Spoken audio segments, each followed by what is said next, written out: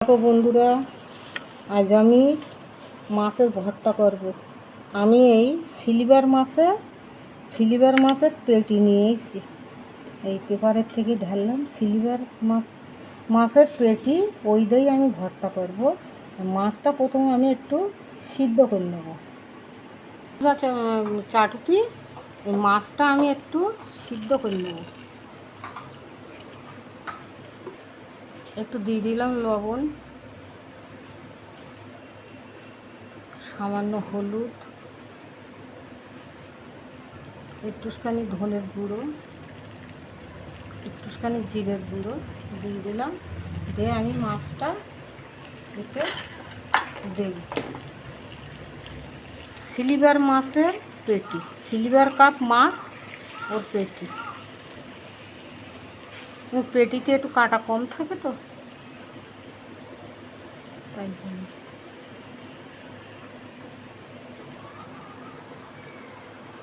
একটু তেল দিয়ে দিলাম। মাছ ধুয়ে পরিষ্কার করে ফাইন করে নিয়ে এবারে আমি এই মাছটা একটু সিদ্ধ করে নেব। তারপরে আমি ভর্তা বানাবো, ঝাল পেঁয়াজ ভেজে আমি ভর্তা বানাবো। দেখো বন্ধুরা, আমি এই সর্ষের তেল দিলাম। ভর্তায় সর্ষের তেল না দিলে ভালো লাগে না। ঝালটা আমি ভেজে নেব।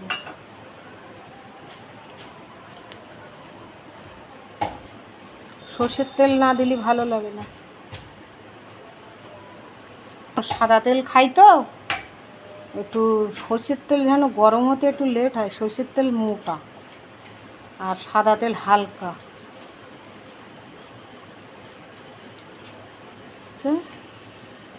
ঝালটা আমি নামাই নিলাম।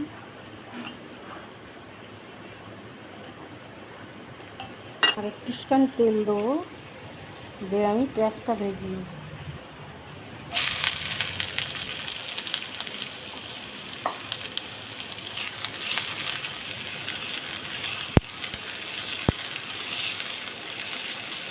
দেখো বন্ধুরা, মাছটাই হয়ে গেল। আমি মাছটা একটু সিদ্ধ করে নিলাম। এবার এই মাছটা আমি ভর্তা করব। দেখো বন্ধুরা, পেঁয়াজটা ভাজা আমার হয়ে গেল। আমি এবার নামাবো। এবার আমি মাছের ভর্তাটা, এটা কিন্তু লবণ দেওয়া আছে, তা আমি লবণ অল্প দিলাম, শুধু ঝালটা মাখানোর জন্য। লবণ দে আর একটু সামান্য হলুদ দে মাখানো, ওই সিদ্ধ করে নেওয়া আছে, ওই জন্য কি লবণ আমি একটু অল্প দিলাম, শুধু এই ঝাল মাখানো।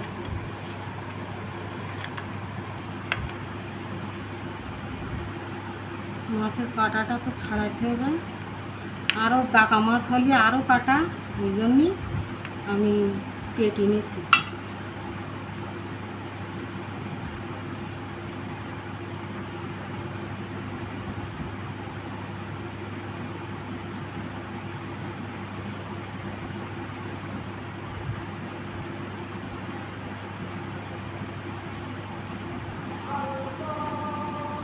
দেখো বন্ধুরা, আমি মাছটা ছাড়াই নিয়েছি, এই কাঁটাগুলো বেরিয়েছে, এই কাঁটা ছাড়াই নিয়েছি।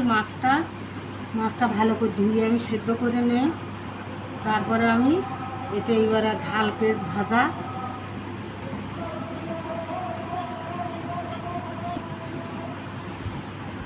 এই পেঁয়াজ ভাজা,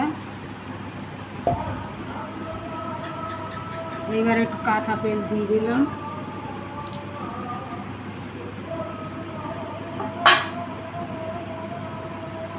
ওতে একটু জিরে মরিচের গুঁড়ো, ওই আর এবার দেবো আমি সর্ষের তেল। ভর্তায় সর্ষের তেল না হলে ভালো লাগে না। এবার আমি মাখাবো, জানি না এর মধ্যে আছে কি না, লুকিয়ে মুকিয়ে।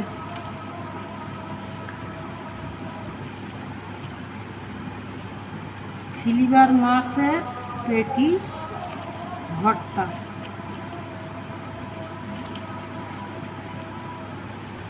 সিলভার কাপ মাছের পেটি ভর্তা করলাম।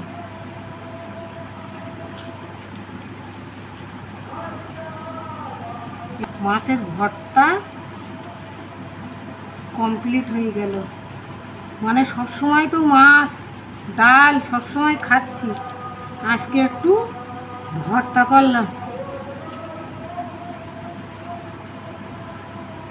এই আমার কমপ্লিট হয়ে গেল।